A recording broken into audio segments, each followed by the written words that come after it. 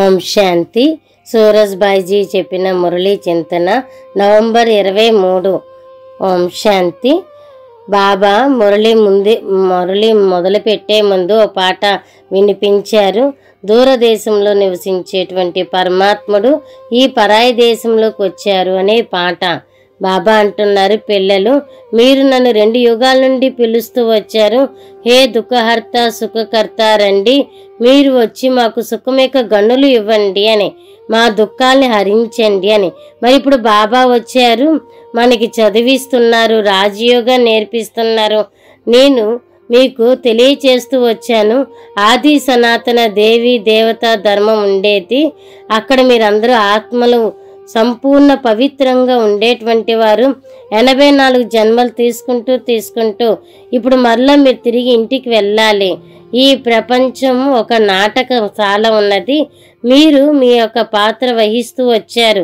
ఈ నాటకంలో ఎంతమంది పాత్రధారులు ఉన్నారు, ప్రతి ఒక్కరూ తమ పాత్ర వహిస్తూ ఉన్నారు. మీరు ఆత్మలు నిరాకారులు ఉన్నారు. మీరు నిరాకారి ప్రపంచంలో ఉన్నారు. నేను వచ్చాను మిమ్మల్ని అందరినీ నా తోడు తిరిగి తీసుకుని వెళ్ళటానికి. మీరే పిలుస్తూ వచ్చారు, హే భగవంతుడా, హే శివుడా, హే ఈశ్వరుడా అని. మీరు పరంధామంలో ఉండేటువంటి వారు, అక్కడి నుండి ఇక్కడికి వచ్చారు పాత్ర వహించటానికి. మీరందరూ సంపూర్ణ పవిత్రమైనటువంటి వారు. దానినే స్వీట్ సైలెన్స్ హోమ్ అని అంటారు. నేను కూడా స్వీట్ సైలెన్స్ హోమ్లోనే ఉన్నాను. నా యొక్క పాత్ర కూడా ఉన్నది. నన్ను గాడ్ ఫాదర్ అని అంటారు. బాబాతో కలయిక జరుపుకోవటానికి మీరు పిల్లలు వచ్చారు. గాడ్ ఫాదర్ కూడా తప్పకుండా పాత్ర వహించేదే ఉన్నది.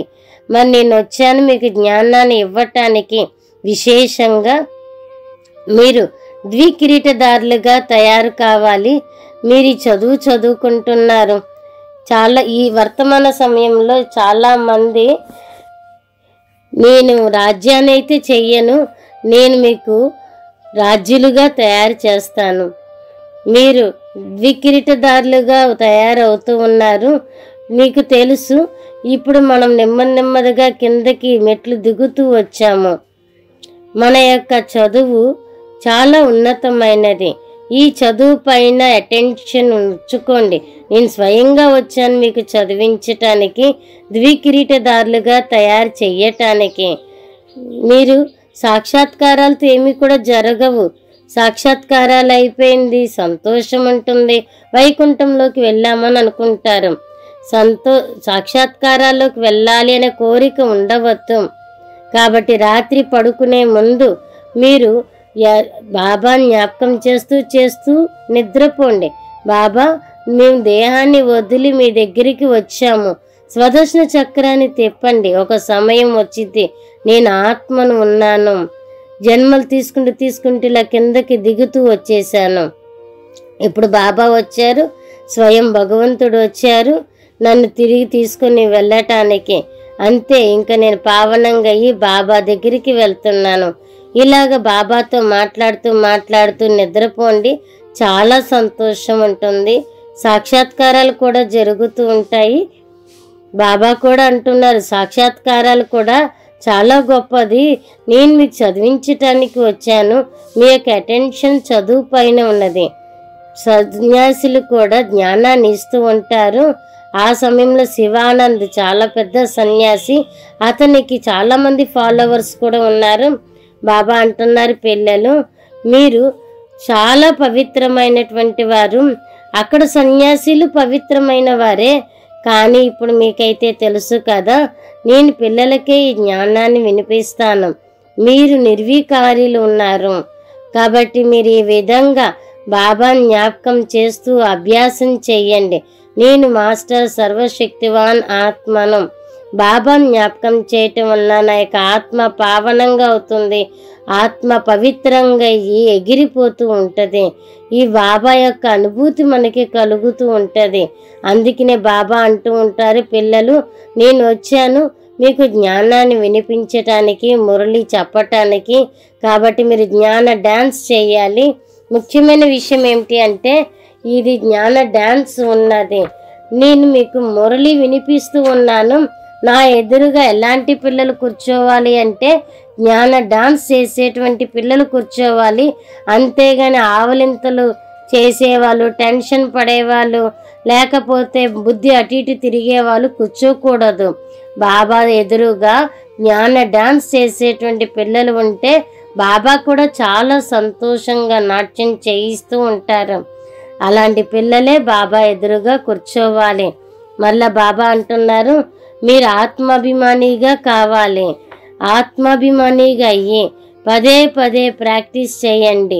రావణుడు మనోవికారాలతో మనల్ని వశం చేసేసుకున్నాడు. ఇప్పుడు మనం దానిపైన విజయాన్ని పొందాలి. ఇప్పుడు మీరు ఆత్మాభిమానిగా అయ్యి అన్ని రోగాలతో విముక్తులవుతారు. నేను చాలా సంతోషంగా ఉన్నాను. స్వయం భగవంతుడు వచ్చారు చదివించటానికి, ద్వికిరీటదారులుగా చెయ్యటానికి. పదే పదే ఈ యొక్క అభ్యాసం చేస్తూ ఉండండి.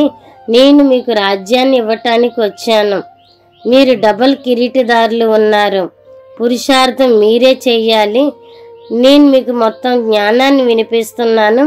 మొత్తం 84 జన్మల యొక్క చక్రం మీ బుద్ధిలో ఉన్నది. నేను ఈ బ్రహ్మ తనువులో వచ్చాను. ఇతను కూడా చెప్తున్నాను, ఇతను కూడా 84 జన్మలు తీసుకుంటూ వచ్చాడు. ఇప్పుడు మీరు ఈ విషయాలన్నిటినీ కూడా తెలుసుకున్నారు. బ్రహ్మా బాబా తనదంతా సమర్పించేశాడు. 84 జన్మలు మీరు తీసుకుంటూ వచ్చారు. కాబట్టి ఇది ఎంత సమయం ఎక్కువగా ఉన్నది. దీనిని జ్ఞాపకం చేస్తూ ఉండాలి. మీరు ఎక్కువలో ఎక్కువ 84 జన్మలు, తక్కువలో తక్కువ 1 జన్మ తీసుకున్నారు. మీరు మురళి ద్వారా అన్ని విషయాల్ని నేర్చుకుంటూ వచ్చారు. అభ్యాసం చెయ్యాలి. వరదానం ఉన్నది, మనం సఫలతామూర్తులుగా కావాలి. కాబట్టి త్రికాలదర్శి స్థితి ద్వారా వ్యర్థ ఖాతాని సమాప్తం చేయాలి. బాబా అంటున్నారు, పిల్లలు మీరు 1 సెకండ్లో మీకు 14 రెట్లు సంపాదన ఉంటుంది. అలాగే 1 సెకండ్లో కోట్లాది రెట్ల నష్టము జరుగుతుంది. రెండు ఒకలాగే ఉంటుంది. కాబట్టి త్రికాలదర్శిగా అయ్యి జ్ఞాపకం చెయ్యాలా చెయ్యకూడదా అనేది ఆలోచించండి.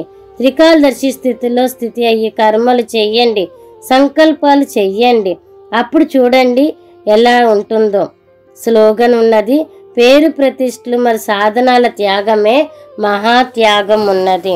కాబట్టి ఈ రోజంతా మనం విశ్వాన్ని అంతా భ్రమిస్తూ ఉండాలి, బాబాతో మాట్లాడుతూ ఉండాలి, విశ్వం మొత్తం చక్కర కొడుతూ ఉండాలి. బాబా మేము ఈ దేహాన్ని వదిలి మీ దగ్గరికి వస్తున్నాము. మళ్ళీ నిద్రపోయే ముందు కూడా బాబాకి రోజు ఇదే అభ్యాసం చేయాలి. ఇలా బాబాతో మాట్లాడుతూ రోజు ఇదే అభ్యాసం చేస్తూ ఉండాలి. అచ్చా, ఓం శాంతి.